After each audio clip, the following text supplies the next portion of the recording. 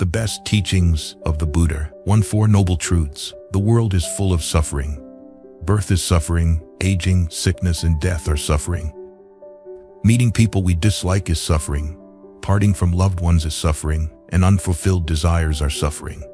Indeed, for those who haven't let go of attachment, everything is suffering. This is called the truth of suffering, dukkha. What causes human suffering? It stems from the craving for sensual pleasures and the ignorance associated with them. At the root of these afflictions are our instinctual desires. Such desires are inherently tied to life and seek satisfaction even to the point of death. This is called the truth of the cause of suffering, samudaya. If one eradicates all these roots of afflictions and detaches from all attachments, suffering will cease. This is called the truth of the cessation of suffering, nirodha. To reach the state where there is no craving and suffering, one must practice the Noble Eightfold Path. This includes right view, right intention, right speech, right action, right livelihood, right effort, right mindfulness, and right concentration. This Noble Eightfold Path is the true path to eliminating the causes of suffering, magga. Followers of the Buddha must always remember these truths. Because life is full of suffering, those who wish to escape it must uproot the causes of affliction. Only through enlightenment can one reach the state where suffering and afflictions no longer exist. Achieving enlightenment is possible through this Noble Eightfold Path. Anyone seeking enlightenment must understand these four noble truths. Ignorance of these truths keeps people wandering in delusion. Those who understand the Four Noble Truths are said to have the eye of enlightenment. Therefore, those who wish to follow the Buddhist teachings must clearly understand the doctrine of these Four Noble Truths. True saints in any era are those who have realized and taught these Four Noble Truths. Understanding these four truths leads people to renounce desires, avoid conflicts, refrain from killing, stealing, sexual misconduct, lying, disdain, flattery, jealousy, anger, and from forgetting the impermanence of life or straying from the path. Practicing the Noble Path is like entering a dark room with a lamp in hand. The darkness disappears and the room is illuminated. Those who understand and follow the Four Noble Truths possess the lamp of wisdom, dispelling the darkness of ignorance. The Buddha guides beings by showing these Four Noble Truths. By learning the Buddha's teachings and achieving true enlightenment through the Four Noble Truths, one becomes a refuge and protector for people in the world. For the Four Noble Truths are clear, and the roots of ignorance are eradicated. A disciple of the Buddha, by understanding the Four Noble Truths, comprehends other teachings, gains merit, and attains the wisdom to explain the Dharma clearly to anyone. 2. Causes and conditions. Human suffering has causes, and there is a path to end this suffering. Everything in life arises and ceases due to conditions. Rain falls, wind blows, flowers bloom, and leaves fall, all because of conditions. This body is born due to the conditions of having parents and is nourished by food. Similarly, this mind grows through knowledge and experience. Therefore, this body and mind are formed by conditions and change according to conditions. Just like the web of a net is created by intertwining threads, everything in life is interconnected. Believing that each thread in the net is an independent existence is a great mistake. A thread is called a part of the net only when it is woven with other threads. Each thread plays a role in connecting with others to form the net. A flower blooms because many conditions come together, and a leaf falls because many conditions come together, not simply because it decides to bloom or fall on its own. Just as a flower blooms due to conditions and a leaf falls due to conditions, everything changes. Nothing exists independently, nor does anything remain constant. The principle that all things arise and cease due to conditions is an unchanging truth.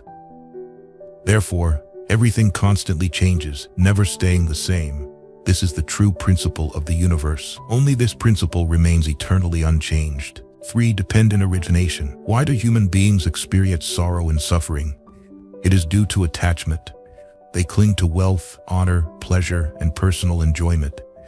They are unaware that these attachments are the sources of their suffering. From the beginning, this world has been full of disasters. Moreover, since aging, illness, and death are inevitable, people experience sorrow and suffering. However, fundamentally, it is attachment that causes sorrow and suffering. If one is free from attachment, all sorrow and suffering will disappear. Furthermore, if one eliminates this attachment, one will recognize the ignorance and craving within the mind. Due to ignorance, people are blinded and cannot see the truth of cause and effect. Craving is desiring what one cannot have and clinging to it. Originally, all things are undifferentiated, but due to ignorance and craving, one perceives differences. Originally, all things are neither good nor bad, but due to ignorance and craving, one sees them as good or bad. People often have mistaken thoughts. Due to ignorance, they cannot see correctly. They act wrongly due to attachment to the self. As a result, they create confusion for themselves. Suppose our actions calm our fields. The mind is the seed, covered by the soil of ignorance, watered by the rain of craving, irrigated by the self, with added evil intentions, thus creating confusion. Ultimately, it is this mind that generates a world of delusion, filled with sorrow, grief, and suffering. This deluded world is merely a reflection of the mind, manifested from this mind, and an enlightened world is also manifested from this mind. There are three mistaken views in life. If one follows these views, everything in this world is negated. First, some believe that everything one experiences in life is due to fate. Second, some believe that these experiences are created by divine beings. Third, some believe that everything occurs without cause or condition. If everything is determined by fate, then both good and evil in this world, as well as happiness and suffering, are due to fate. Nothing exists outside of fate's arrangement. Consequently, all human hopes and efforts become meaningless, and progress and improvement in this world cease to exist. The belief that divine beings create everything, and the belief in the lack of cause and condition are similarly criticized. All intentions to abandon evil and practice good become meaningless. Therefore, these three views are incorrect. Everything arises due to conditions and ceases due to conditions. For impermanence in non-self, both body and mind are formed by conditions. Hence, there is no real substance in the body. This body is a collection of causes and conditions. Therefore, the body is impermanent. If this body had a real substance, it would be as we wish it to be. A king can punish what deserves punishment and reward what deserves reward, doing what he wants.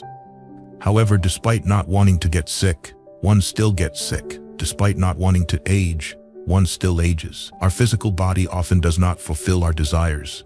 Likewise, the human mind has no real substance. The mind is also a collection of conditions, always changing. If the mind had a real substance, it would be as we wish. But even when the mind does not want to think of evil, it still does. Despite not wishing to stray from goodness, it does. Our desires often go unfulfilled. Is this body unchanging, or is it also impermanent? If we ask this question, everyone will certainly answer that it is impermanent.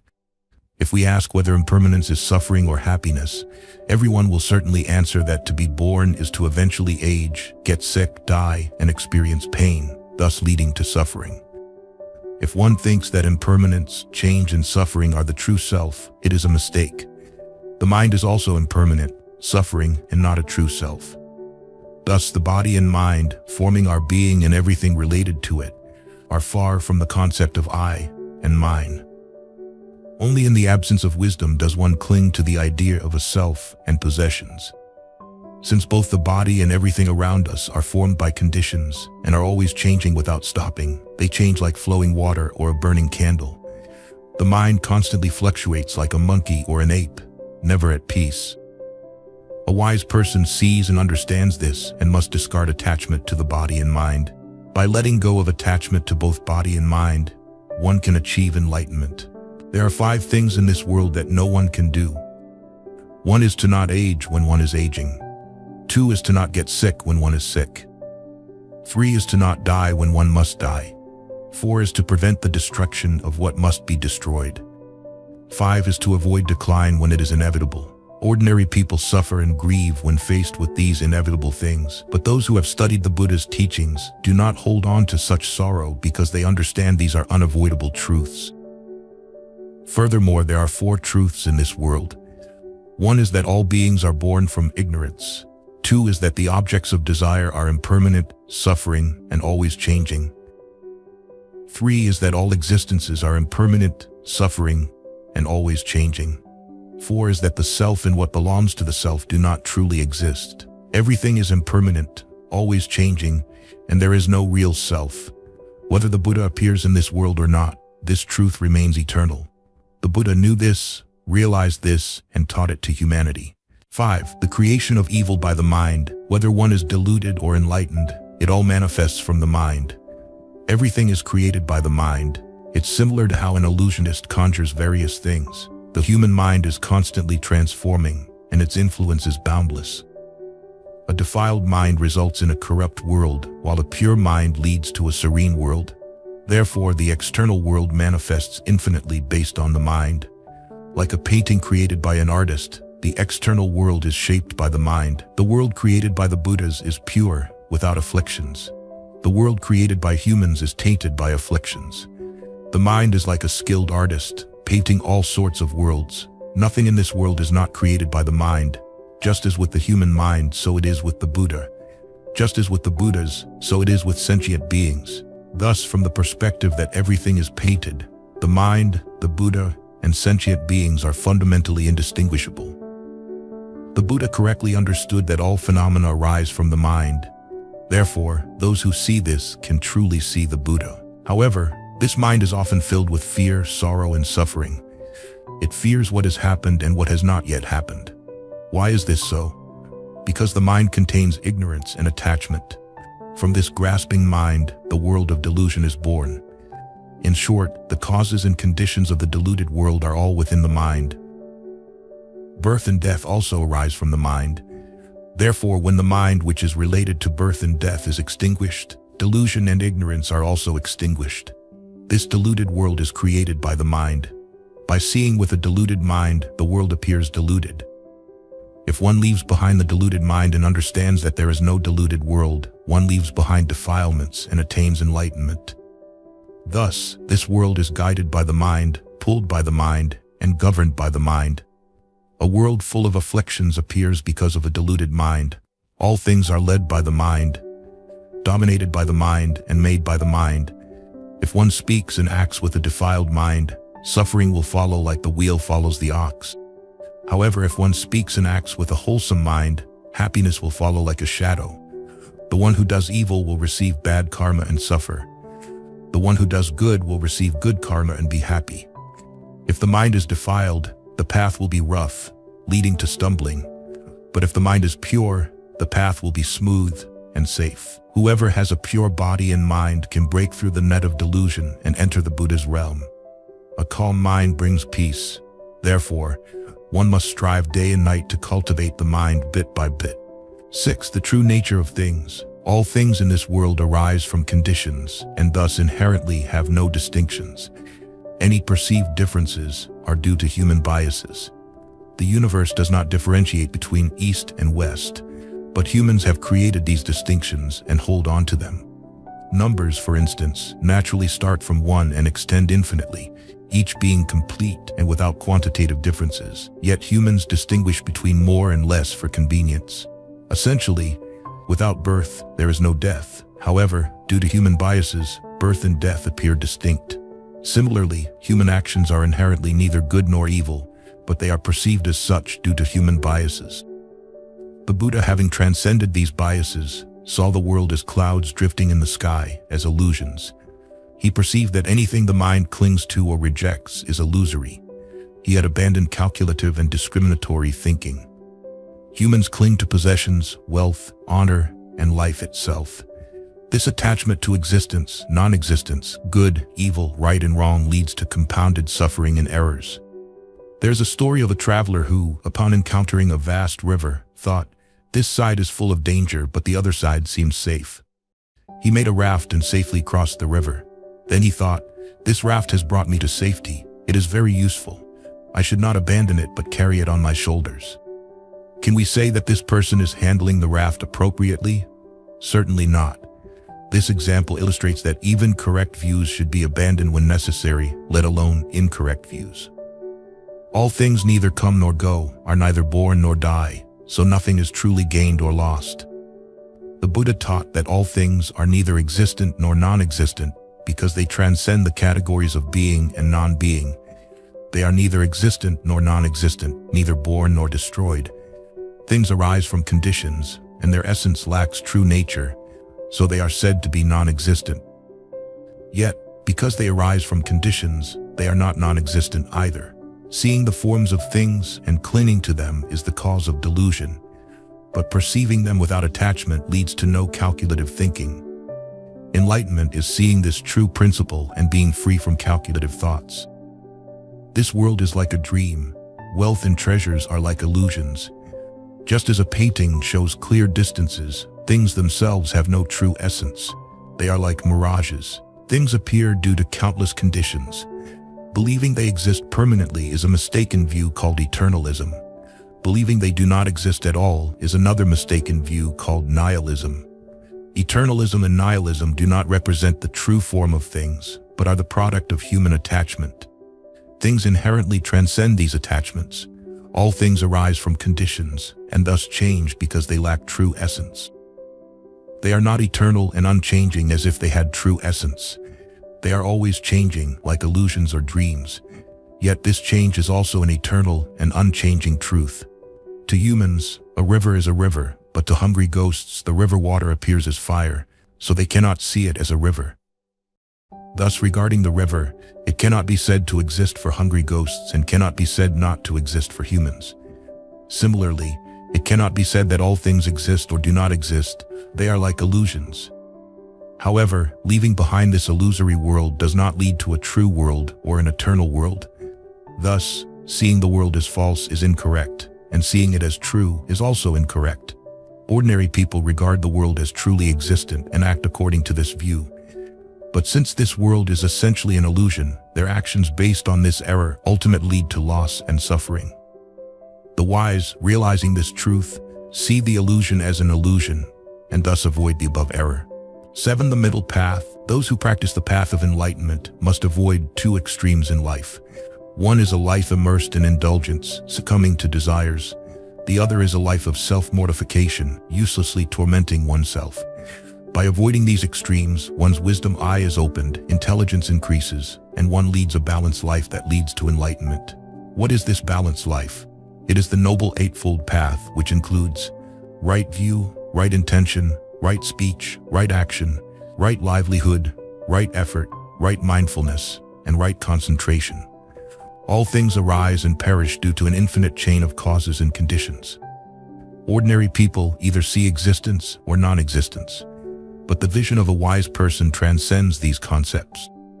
This is the correct view of the middle path. A log floating down a river, if it does not drift to either bank, does not sink in the middle, does not get stranded on the shore, is not taken by someone, is not caught in a whirlpool, and is not rotting from within, will eventually reach the vast ocean.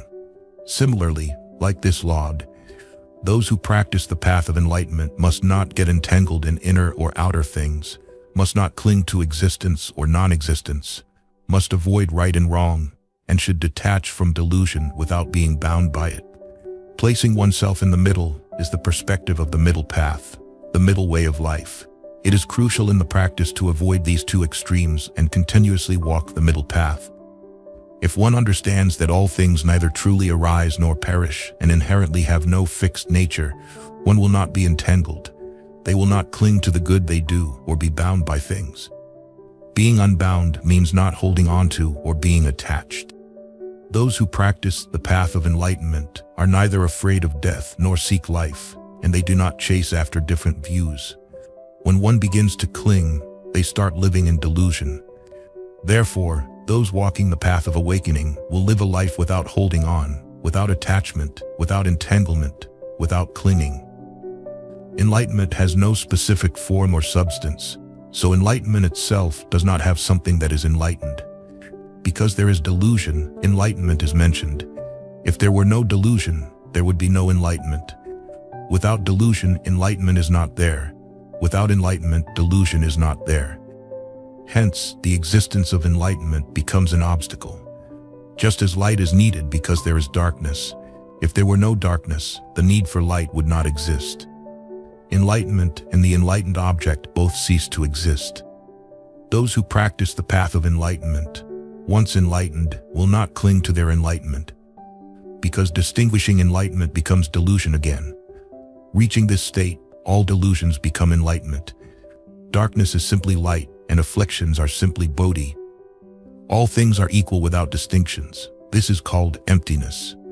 The essence of things has no true nature, neither arises nor perishes. This is why it is called emptiness, as it cannot be expressed in words. All things exist due to mutual dependence, relying on each other to exist, not independently. Like form and shadow, long and short, black and white, the essence of things cannot exist independently, hence it is said to have no self-nature. Moreover, without delusion, there would be no enlightenment, and outside enlightenment, there is no delusion. These two are not fundamentally different, nor are they two opposing things. People often think that things have birth and death, but truly there is neither birth nor death. When one sees this truth, they can realize the truth of non-duality of birth and death. Because people think there is a self, they cling to the mind, but inherently there is no self, so certainly there is no mind. Knowing there is no self in mind, one realizes the truth of non-difference. People think that there is purity and defilement and thus cling to these two. However, things are neither pure nor defiled. Purity and defilement are merely products of human intention. People think that good and evil are fundamentally different and thus cling to good and evil. However, there is no separate good and there is no separate evil. Those who walk the path of enlightenment know that good and evil are not fundamentally different and realize this truth. People seek happiness to avoid misfortune. However, with true wisdom, one sees that misfortune is happiness and happiness is misfortune. The wise face the impermanent life with an equal mind, neither excited by success nor depressed by failure. This is the one who realizes the truth of non-difference. Therefore, whether it is existence or non-existence, delusion or enlightenment, real or unreal, right or wrong, in essence, there are no such contrasting concepts. When people can detach from these categories, they can realize the true emptiness shunyata. Just as a lotus cannot live in clean uplands but blooms in muddy water, similarly, there is no enlightenment apart from delusion. The seed of Buddhahood is born from delusion and wrong views. If one does not brave the dangers and dive into the ocean, one cannot retrieve the priceless pearl. Similarly, if one does not plunge into the mire of delusion, one cannot obtain the jewel of enlightenment. Those who seek the path of enlightenment initially get lost in the mountains of self and ego before realizing and seeking the path to enlightenment. There is a story of an ascetic who, determined to seek the path, climbed a mountain of knives without being harmed, threw himself into raging fire without being burned, feeling cool instead. If one has the heart to seek the path and is willing to take risks, they will find the cool breeze, whether on a mountain of knives of fame and profit, or in the raging fire of anger, and eventually they will feel the breeze of enlightenment blowing through. Buddha's teachings lead people to the truth of non-discrimination, away from extreme views. However, if one clings to one of the extremes, even if it is good or right, it is still a mistake. If people insist that all things are empty, impermanent, it is a wrong view. And if they insist that all things are unchanging, it is even more wrong. Again, if people think there is a self, it is a wrong view and cannot escape suffering. If they think there is no self, it is also a wrong view, and practice will not be effective. Again, if people think all things are suffering, it is a wrong view, and if they think all things are happiness, it is also a wrong view. Buddha's teaching is the middle path, away from these dualities. A pure mind, human beings are diverse. Some are wise, some ignorant. Some are kind-hearted, some ill-natured. Some are easy to guide, some difficult. Just like a pond with lotus flowers of various colors, green, red, yellow, and white, growing and blooming in the water. Some flowers do not rise above the water's surface. Some reach it, some grow higher, and some remain unsoiled by water. Similarly, humans have many differences. There are differences in gender, but not in essence, because, through practice and necessary mental processes, both men and women can attain enlightenment. In learning how to tame an elephant, one needs faith, health, diligence, honesty, and above all, wisdom. Similarly, following the Buddha to achieve enlightenment requires these 5 qualities. With these 5 qualities, regardless of gender, one does not need much time to learn the Buddhist teachings, as they possess the essential traits for enlightenment. On the path to enlightenment, people see the Buddha with their own eyes, believe in the Buddha with their own hearts. Likewise, it is these same eyes and hearts that have carried people through the cycles of birth and death until today. Like a king who must know where the enemy is to defend his realm, to eradicate delusion, one must first recognize where the eyes and heart are. When someone is in a room, they first see the furniture inside before looking out the window at the scenery. One cannot see outside without first seeing inside the room. Similarly, if the mind resides in the body, it should naturally know the inner body details first, but people often only know external things and are ignorant of their inner selves. If the mind were outside the body, the mind and body would be separate. What the mind knows, the body would not, and vice versa. However, what the mind knows, the body feels, and what the body feels, the mind knows clearly. Thus, the body cannot be outside the mind. So fundamentally, where is the mind? From time immemorial, beings have been bound by karma and afflictions, accumulating mistakes due to not knowing the origins of these two things. First, mistaking the deluded mind, the source of birth and death, as one's true nature. Second, not understanding that the pure mind, inherent in enlightenment, is latent behind the deluded mind. When someone clenches their fist and raises it, the eyes look at it, and the mind analyzes it. However, this analyzing mind is not the true mind. The calculating mind arises from desires, considering personal conditions, arising due to causes and conditions, not the original mind, as it is transient and ever-changing. But people believe this mind to be the true mind, leading to delusion. Then when the hand is opened, the mind knows that the hand is open. This movement is neither solely the hand nor the mind. When the hand moves, the mind moves, and when the mind moves, the hand moves. However, this moving mind is only the superficial layer, not the fundamental true mind. All sentient beings have an inherently pure mind. It is obscured by the dust of delusion due to external conditions. But this deluded mind is a guest, not the host. The moon, sometimes obscured by clouds, is not tainted or disturbed by them. Thus, people should not think their true nature is the deluded mind like drifting dust. People must return to their true self, seeing the unshakable, undefiled, enlightened mind. They are led by a deluded, drifting mind, driven by conflicting views, wandering in confusion. The deluded, polluted mind arises from desires and its interactions with ever-changing external conditions. Whether these conditions come or go, the eternal, unchanging mind, the original mind of humans, remains. Just as one cannot say there is no room because a guest leaves, one cannot say there is no self because the calculating mind born of conditions ceases. The calculating mind of changing conditions is not the original mind. There's a lecture hall here. When the sun rises, it is bright. When the sun sets, it is dark.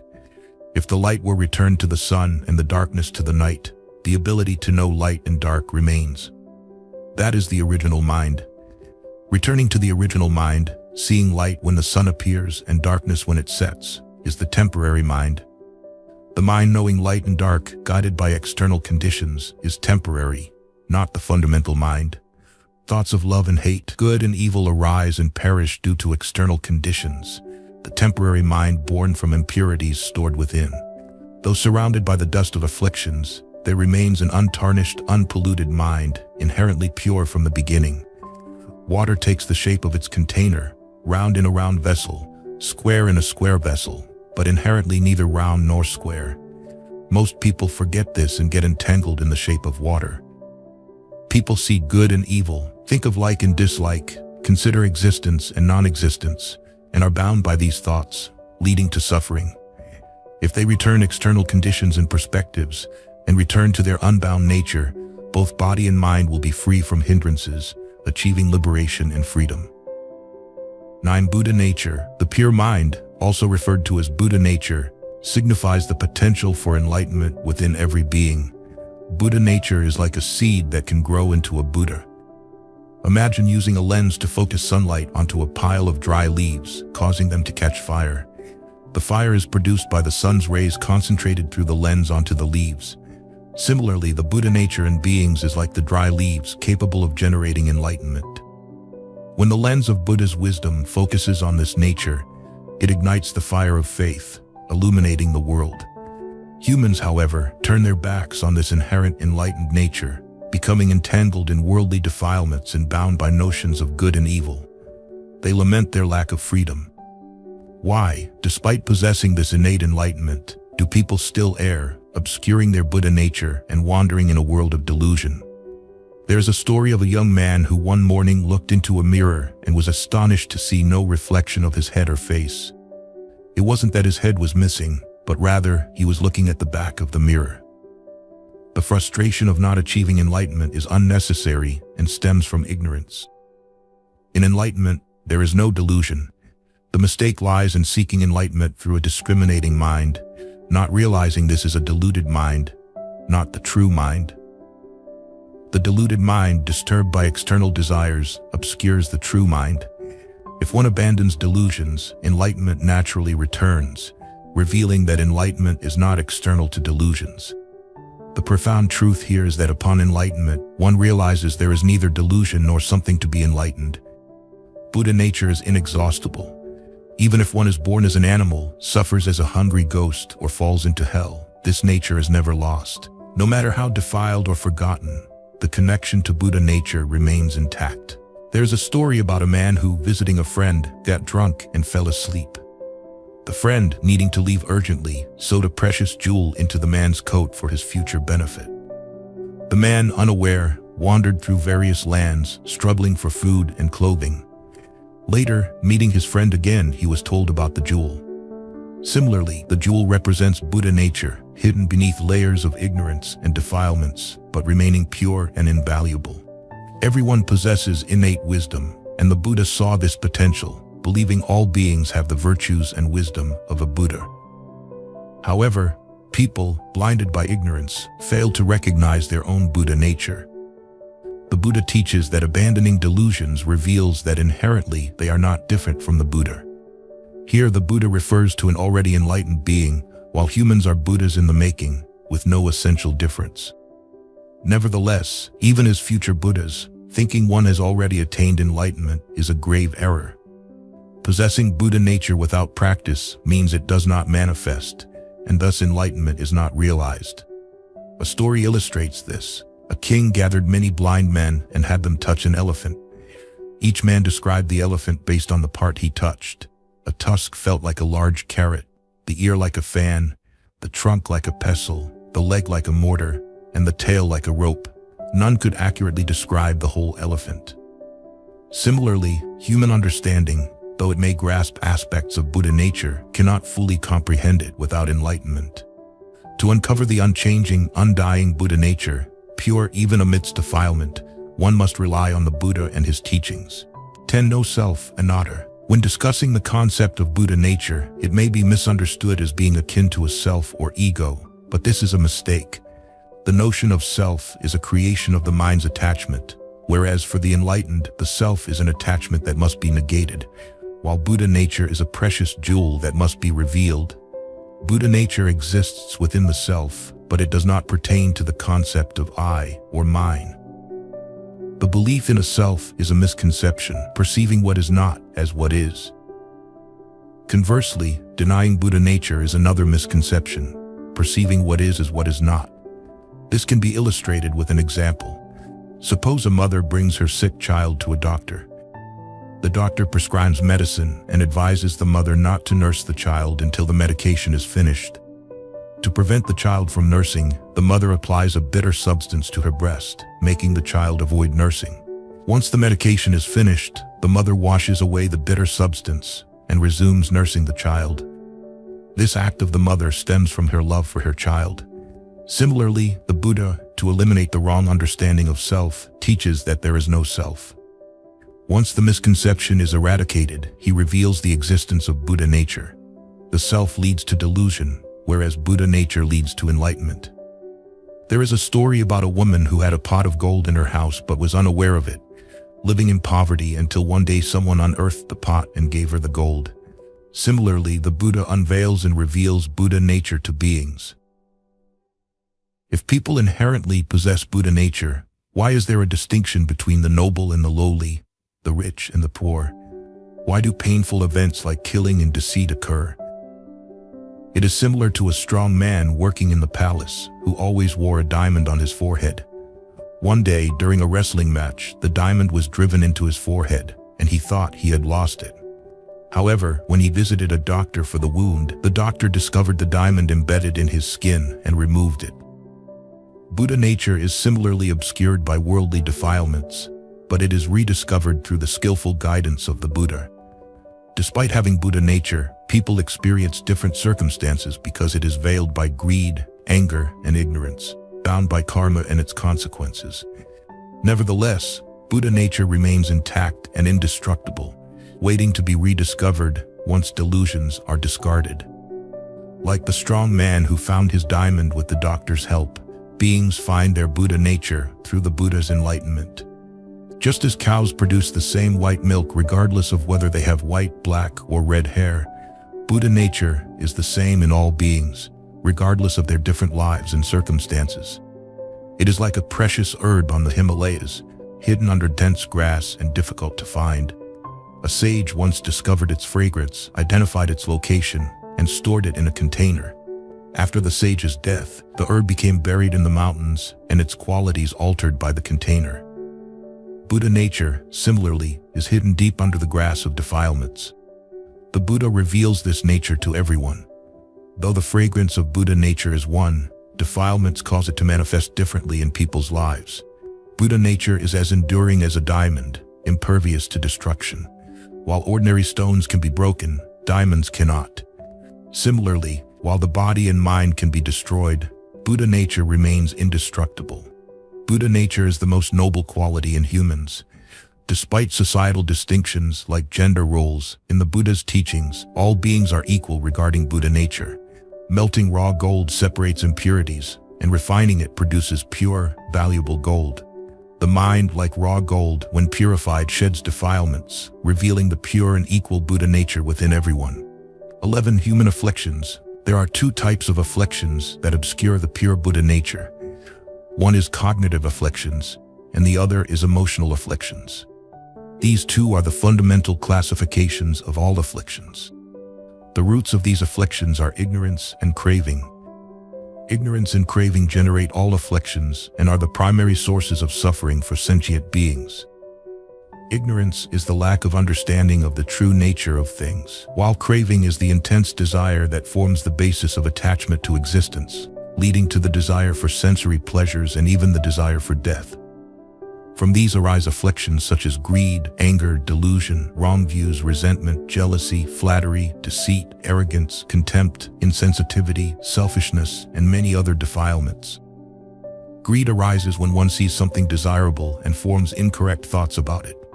Anger arises when one sees something undesirable and forms incorrect thoughts about it. Delusion is the lack of knowledge about what should and should not be done. Wrong views arise from receiving incorrect teachings and forming incorrect thoughts. Greed, anger, and delusion are the three fires of the world. The fire of greed ignites desires, burning away one's true nature. The fire of anger ignites rage, causing one to harm sentient beings. The fire of delusion clouds the mind, preventing understanding of the Buddha's teachings.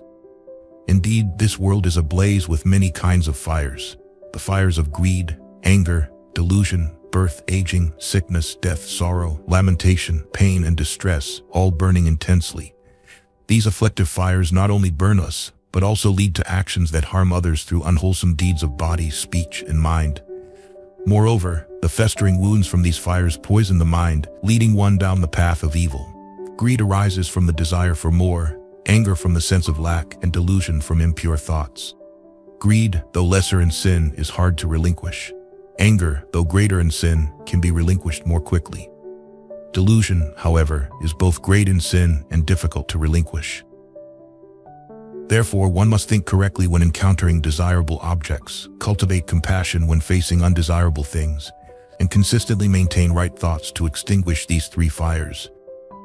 When the mind is always pure, unselfish, and impartial, afflictions will not disturb it. Greed, anger, and delusion are like fevers. Anyone with these fevers, even if lying in a luxurious room, will toss and turn, unable to sleep well. Someone without these fevers, even if sleeping on a thin mat in winter or in a cramped, stuffy room in summer, will sleep soundly. These three, greed, anger, and delusion, are the sources of the world's sorrow and suffering. To end sorrow and suffering, one must follow the precepts, practice meditation, and develop wisdom. Observing the precepts removes the defilement of greed, practicing meditation removes the defilement of anger, and developing wisdom removes the defilement of delusion. Human desires are insatiable, like the thirst of a person drinking salt water, never quenched. The more one drinks, the thirstier one becomes. Human beings strive to satisfy their desires, but they only accumulate dissatisfaction. This insatiable desire leads to the suffering of unfulfilled wishes. When desires are not satisfied, people become frantic. Wars arise from greed, leading to conflicts between kings, ministers, fathers and sons, siblings and friends. Out of greed, people deceive, steal, and engage in immoral behavior. When caught and punished, they suffer. Greed, anger, and delusion lead to evil actions of body, speech, and mind, causing suffering in this life and leading to further suffering in future lives. Craving is the king of all afflictions, giving rise to all other defilements. Craving is like moist soil that nurtures the seeds of afflictions, giving rise to all kinds of defilements. Craving devours virtuous qualities like a demon, extinguishing good deeds. It is like a venomous snake hiding in a flower, ready to strike those who desire its beauty. Craving entwines the mind like a vine around a tree, draining its vitality. Craving cannot nourish the mind, just as a dry bone smeared with blood cannot satisfy a hungry dog. Wild animals fight over meat, tearing each other apart. The ignorant hold a torch against the wind, burning themselves. Like the wild animals and the ignorant, people harm themselves and burn in the fire of craving.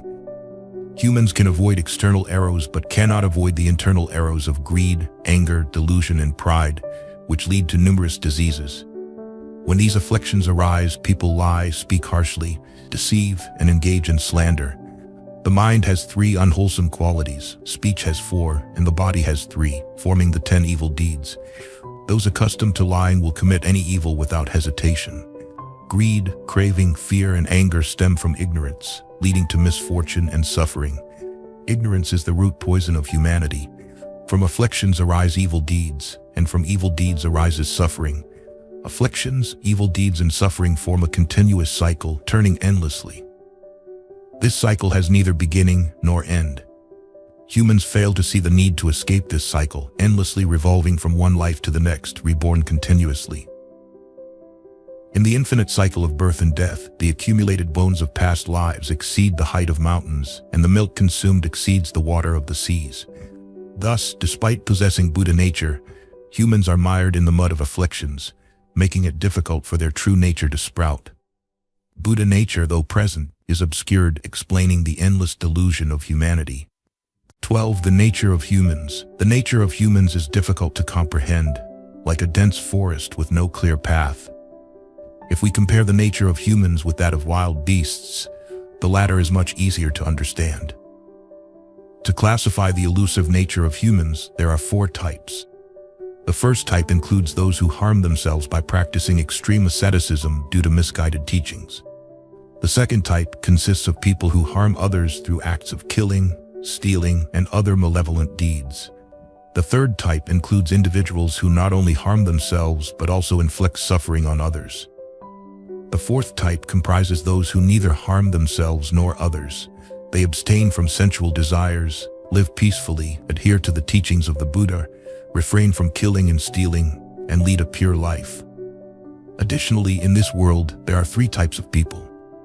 The first type is like letters carved in stone, representing those who harbor long-lasting grudges and anger that is deeply ingrained, much like letters etched in stone that do not fade.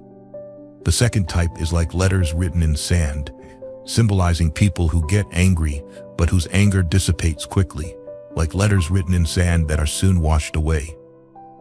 The third type is like letters written in water, referring to those who are gentle-natured and do not hold on to anger or resentment, much like letters written in water that instantly disappear without forming a clear shape. Moreover, there are also 3 other types of people. The first type is shallow and easy to understand, often arrogant and superficial, and generally not calm. The second type is deep and difficult to comprehend, calm and deeply attentive to things, capable of enduring desires. The third type is extremely difficult to understand, having eradicated all afflictions. In this way, we can categorize these types of people. However, the true nature of humans remains complex and hard to grasp. Only the Buddha fully understands all these characteristics and provides teachings that are appropriate for each individual. 13. The reality of life. There is an illustrative story about life. A man is rowing a boat downstream when someone on the shore yells a warning. Don't enjoy drifting downstream. Ahead are waves, whirlpools, crocodiles, and fierce demons lurking in the depths. Continuing downstream means certain death. In this example, the river symbolizes a life of sensual desires. Enjoying drifting downstream represents attachment to oneself. Waves stand for a life of hatred and sorrow. Whirlpools, for the pleasures of sensuality. Crocodiles and fierce demons, for a life destroyed by sin. And the person on the shore represents the Buddha. Another example tells of a man fleeing after committing a crime. Being pursued, he reaches a dead end where he finds an old well with a vine hanging down. Clinging to the vine, he descends the well only to see a venomous snake waiting with an open mouth below. With no other options, he hangs there in pain. 2 mice, one black and one white, start gnawing at the vine. If the vine breaks, he will fall prey to the snake. Looking up, he sees a few drops of sweet honey dripping from a nearby beehive, and forgetting his danger, he becomes entranced by the taste.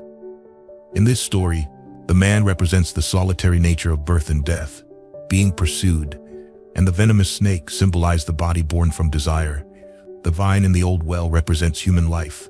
The black and white mice symbolize time, and the drops of honey signify the fleeting pleasures of sensual desires. Yet another story involves a king who owns a box containing 4 poisonous snakes. He commands a man to care for the snakes, warning that if any of them become agitated, the man must die. Fearing the king's order, the man flees. The king then sends 5 officials to capture him, pretending to be friendly. Not trusting them, the man escapes into a village house. Suddenly, a voice from the sky warns that 6 robbers will attack the village that night. Terrified, he flees again and arrives at a river with dangerous waves, but he constructs a raft and narrowly crosses to safety. In this story, the 4 poisonous snakes represent the 4 elements of earth, water, fire, and wind that form the body, originating from desire and acting as enemies to the mind. The 5 officials symbolize the 5 aggregates of human existence, and the village house represents the 6 senses. The 6 robbers are the 6 sense objects. Seeing the danger of the senses, he flees, and the river symbolizes the turbulent activity of afflictions. By rowing the raft of the Dharma across the vast river of afflictions, he reaches the other shore safely. In life, there are 3 situations where even a mother cannot save her child, and a child cannot save their mother. These are during a great fire, a great flood, or a great robbery. However, in these 3 calamities, there is sometimes a chance for mutual rescue. Here, the 3 inevitable calamities that even a mother cannot save her child from, and vice versa, are old age, illness, and death. How can a child replace their mother's old age? Even if a child cries over their mother's illness, the mother cannot suffer the illness in place of the child. Despite the deep love between mother and child, neither can save the other from death. For the guilty, when they have done much evil in this world and fall into hell after death, the Lord of Hell questions them. Did you not encounter the 3 divine messengers while you were alive? No, I did not, the sinner replies. Did you ever see an old person with a hunched back, trembling with a cane? Yes, there were many. Though you saw the divine messenger of old age, you did not think you too would grow old and quickly do good deeds. Now you suffer the consequences. The Lord of Hell continues.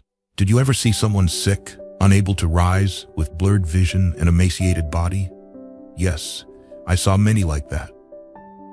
Though you saw the divine messenger of sickness, you did not think you too would fall ill, and now you suffer here. Did you ever see people die around you? Yes, I saw many die. Though you saw the divine messenger of death, you did not reflect on your own mortality and neglected to do good deeds. You now face the consequences of your actions.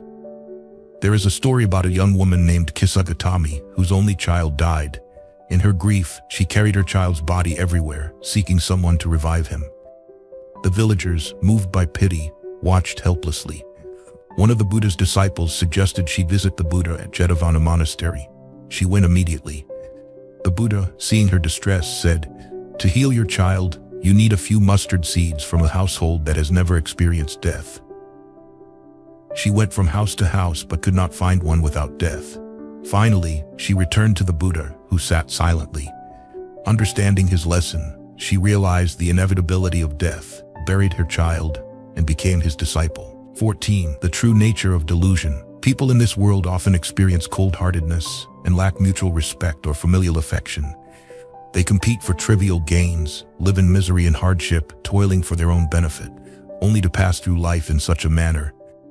Whether high or low in status, rich or poor, people suffer from one thing: money. Having money brings suffering, and lacking it brings suffering. Their minds are driven by desires, preventing any peace of mind. The wealthy worry about their fields if they have land, and their houses if they have property. Their attachments to possessions bring compounded worries. When facing natural disasters, hardship, theft, or fires that destroy their belongings, they become so distressed that they may lose their lives. Yet in death, they go alone, with nothing and no one accompanying them. The poor suffer from not having enough, desiring houses and fields, burning with thoughts of wanting more until their bodies and minds are exhausted. Thus, they do not live out their lives fully, often dying prematurely. They see the world as hostile, traversing a solitary, lonely path. Furthermore, there are 5 evils in this world. First, competition and contention. All creatures, from humans to insects, prey on the weak and despise the strong, biting and fighting each other. Second, there is no clear distinction between father and son, husband and wife, senior and junior. Mutual respect is absent. Everyone centers on themselves, despising one another with differing thoughts and words, lacking sincerity. Third, improper relationships between men and women, harboring impure and immoral thoughts, leading others into disrepute and legal troubles. Fourth, there is no common intention to do good. Instead, people lead each other to evil deeds, deceit, and harmful speech, causing mutual harm. They fail to respect one another, seeing themselves as superior while harming others without introspection. Fifth, laziness prevails, neglecting good deeds, gratitude, and responsibility, acting on selfish desires and troubling others, ultimately committing grave sins. People should love and respect each other, yielding to one another. Yet, for the slightest gain, they compete and harbor hatred. Minor disputes grow over time, leading to increasing animosity. Harmful actions and conflicts in this world do not cease immediately, with hatred deepening over time. When resentment is deeply ingrained, it continues even into the next life, leading to mutual harm. People are born alone into this world of desires and die alone. No one can bear the consequences of their actions for them. Each person must endure their karma. Good deeds bring happiness, and evil deeds bring suffering, an immutable truth. However, people do not consider the responsibility for their actions, facing inevitable consequences alone. Love and attachment bind people in sorrow, enduring years without escaping painful thoughts. They immerse in desires, surrounded by evil intentions leading to bad actions, conflicting with others, unable to approach the righteous path, and facing untimely death and eternal suffering. Such actions go against the natural way, rejecting the world's principles, resulting in calamities and suffering in this life and beyond. Indeed, worldly matters pass like a flash, offering no true reliance or strength. It is pitiable for those unaware of this, endlessly seeking pleasure. These examples illustrate the true nature of the world, where people live in suffering and commit evil without knowing to do good. Consequently, they cannot avoid the karmic consequences of suffering. People are self-centered, failing to show kindness to others, driven by desires and plagued by afflictions. This leads to suffering and the results of suffering. Worldly glory fades quickly and cannot last. Earthly pleasures do not endure. Therefore, people should set aside worldly matters, seek the path while still healthy, and aspire for eternal life. There is no greater reliance or happiness than seeking enlightenment. Yet, people do not believe that good deeds bring good results, nor that acting righteously leads to righteousness. They do not trust that giving brings happiness or that all actions have consequences. They harbor mistaken thoughts, unaware of the principles of fortune and misfortune, and merely lament current events. Since everything changes, it is said that all things are impermanent. People only know to lament and suffer, ignoring the teachings, failing to reflect deeply on their minds and indulging in immediate pleasures, craving wealth and sensual desires without end. From ancient times, people have lived in ignorance, submerged in suffering and sorrow, a tale that never ends. To this day, this delusion persists. Now, encountering the Buddha's teachings, hearing his name, and trusting in him is truly joyous. Therefore, one must cultivate good thoughts, avoid evil, choose good, and diligently practice. Today, we are fortunate to encounter the Buddha's words. Everyone should trust his teachings and aspire to be born in his realm. By believing in his teachings, one will not follow others into the path of afflictions and sin. These teachings are not only for oneself, but should be shared with others to practice together. 15. The vows of Amitabha Buddha. As mentioned before, human life is difficult to separate from afflictions, and from time immemorial, humans have accumulated sins like mountains, deepening their delusion. Therefore, even though they possess the jewel of Buddha nature, it is not easy to awaken it. The Buddha clearly saw this condition of humanity.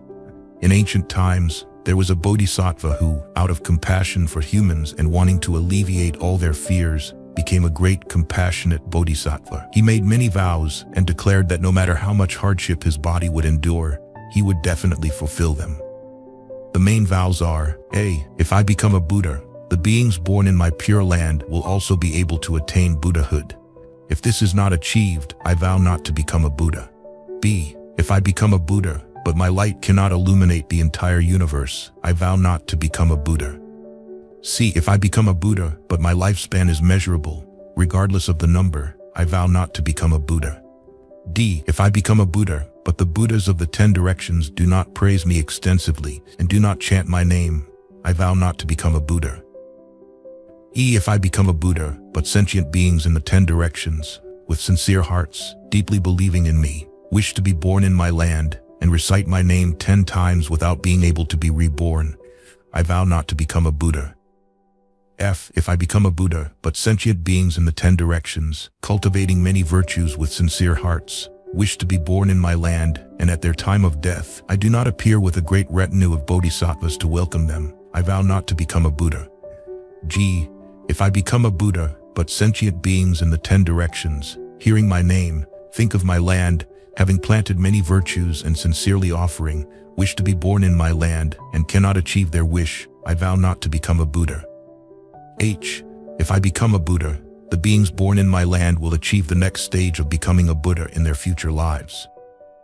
Except for those who make separate vows, wearing the great vow garment for the benefit of sentient beings, diligently working for their benefit and peace, guiding countless beings to enlightenment and practicing great compassion.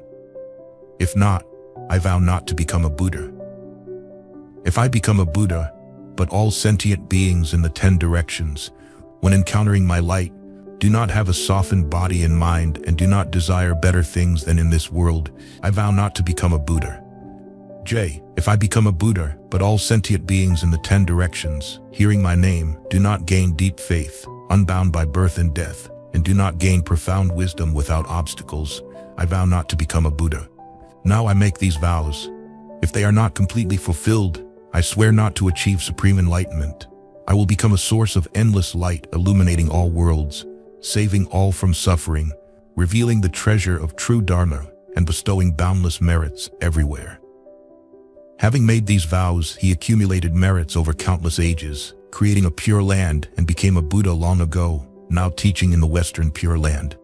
That land is pure, peaceful, free from afflictions, filled with the joy of enlightenment.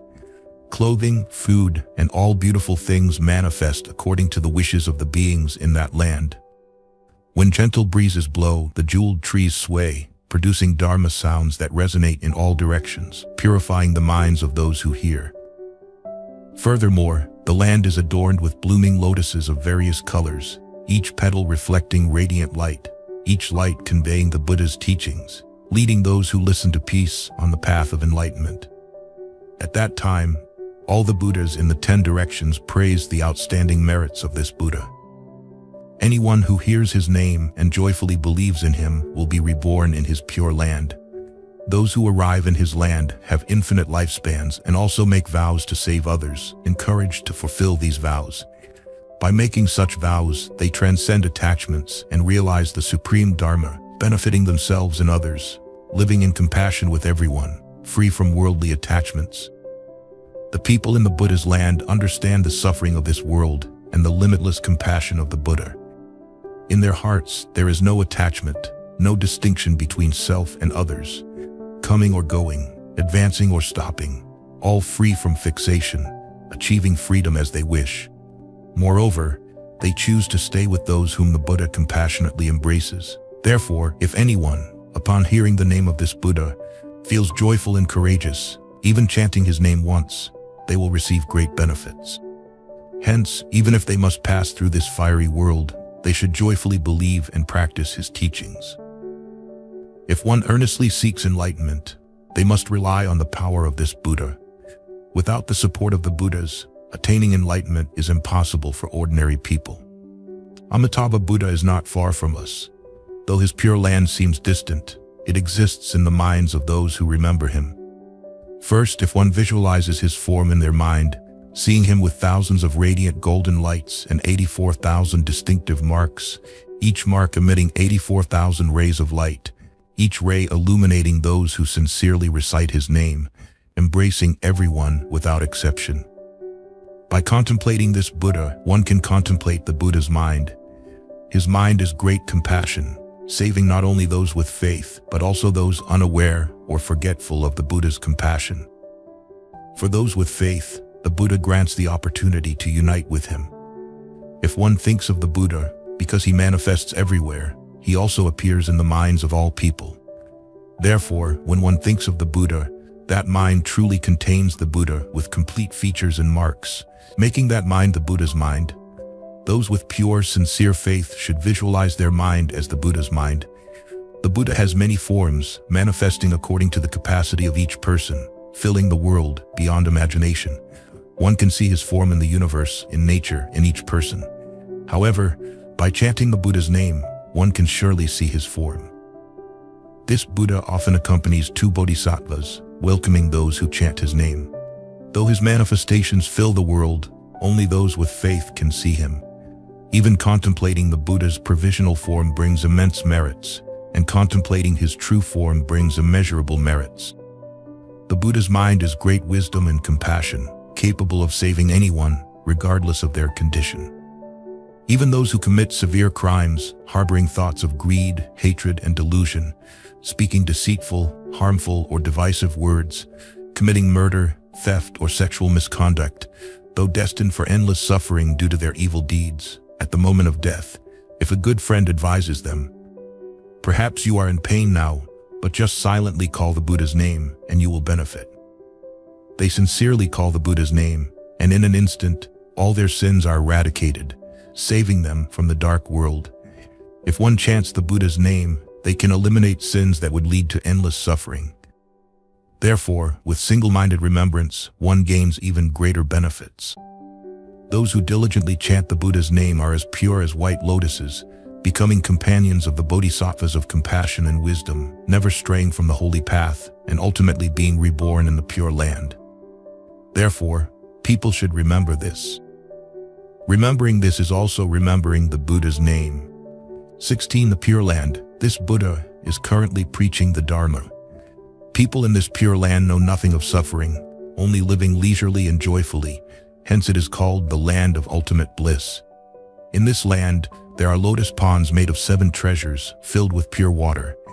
The bottom of the pond is covered with golden sand, and large lotus flowers bloom as wide as cartwheels. These lotus flowers emit different lights based on their colors. The blue ones radiate blue light, the yellow ones radiate yellow light, the red ones radiate red light, and the white ones radiate white light, all exuding an elegant and pleasant fragrance. Surrounding the ponds are pavilions made of 4 treasures: gold, silver, emerald, and crystal, with staircases made of marble. Elsewhere, the ponds have railings adorned with precious stones and screens set with jewels. In the center, rows of fragrant trees and flowers bloom year-round. In the sky, celestial music plays, and on the ground, there is a golden glow. Day and night, flowers rain down, and the people of this land collect these flowers to offer them to the Buddhas of other lands. In the expanse of this land, there are myriad birds, such as white cranes and snow-white swans, colorful peacocks, and celestial birds called kalavinkas, which often sing harmonious songs imbued with the meanings of the Dharma, extolling all virtues and good deeds. When people hear these sounds, they recite the Buddha's name, think of the Buddha's teachings, and live harmoniously with one another. Anyone who hears this kind of music feels as though they are hearing the Buddha's voice, which inspires faith in the Buddha, renews the joy of listening to the Dharma, and strengthens bonds with fellow practitioners. Gentle breezes rustle through the jeweled trees, causing the hanging jewel bells to chime, creating wonderful sounds, playing 100,000 melodies simultaneously.